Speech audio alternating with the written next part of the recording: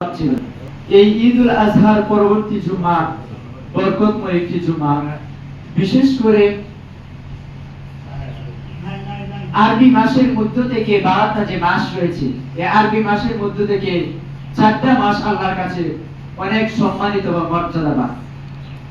4টা মাস যেরকম জিলকদ, জিলহজ, মুহররম এবং রজব মাস, এই 4টা মাস আল্লাহ পাকের নিকট সবচেয়ে সম্মানিত মাস। এই 4টা মাসের মাঝে আবার গুরুত্বপূর্ণ এবং তাৎপর্যবান মাস হলো জিলহজ মাস।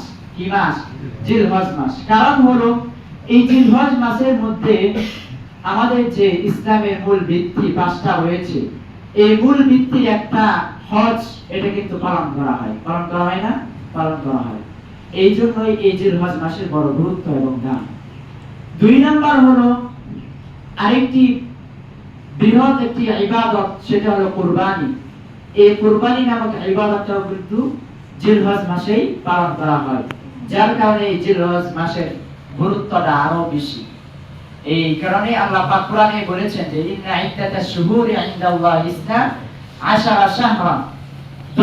12টা মাস রয়েছে, 12টা মাসের মধ্যে 4টা মাস হলো কি সম্মানিত মাস। একটা হলো রজব, জিলকদ, জিলহজ